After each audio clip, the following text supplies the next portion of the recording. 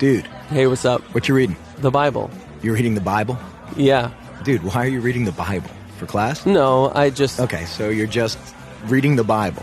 You're just sitting here in a coffee shop in the 21st century using state-of-the-art technology to read ancient myths for no reason whatsoever. Well... Tell me something. Are you one of those super religious people who thinks Jesus actually rose from the dead?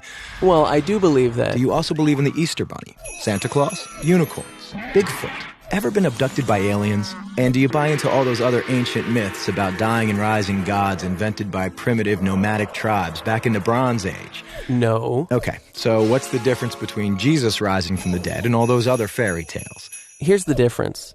My belief in the resurrection of Jesus is rational. It's based on historical facts. Facts? What facts? Well, first, Jesus died by crucifixion. Whoa, hold on. We don't even know if Jesus existed. Why should I believe your facts? Well, because the 5 facts I'm going to give you are backed by so much historical evidence that most professional critical scholars who study the subject accept them as true. That includes skeptical atheist scholars. Okay, so Jesus was a guy who actually existed and then got himself killed. So what? That's the first fact. Second, his disciples were convinced that he rose from the dead and appeared to them. Third, Paul, a sworn enemy of the early Christians, suddenly became a Christian. Fourth, Jesus' skeptical brother James also became a Christian. And fifth, the tomb where they put Jesus' body was empty. And those are well-established historical facts. Right, but you can't just leave it there. These facts demand an explanation. Otherwise, you've got a big hole in human history. Okay, here's an explanation. They all lied. It was a conspiracy, the most monumental prank ever perpetrated. His followers stole his corpse from the tomb and then started telling everybody he was alive. That's the conspiracy theory. The problem is it doesn't explain the facts.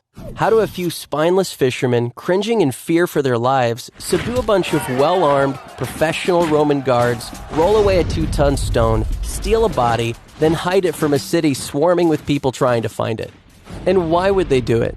The disciples had absolutely nothing to gain by lying about Jesus' resurrection. In fact, they were persecuted, and we have good historical evidence that 5 of them were martyred because of their claim that Jesus rose from the dead. Apparently not a single one of them ever recanted. People don't willingly die for something they know isn't true. They were there. They knew whether it was true or not.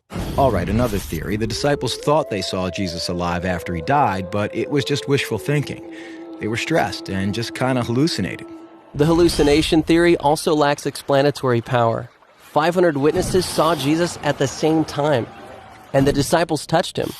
Psychologists have shown that hallucinations don't work like that, nor does this explain the empty tomb. Okay, look, maybe there's some other explanation, but the bottom line is dead people stay dead. Rising from the dead would be a supernatural event, a miracle, and science has proven that miracles don't happen. Oh, really? When did that happen? I don't know. I just kind of heard it somewhere. Science has not disproven miracles. In fact, that would be impossible. Why?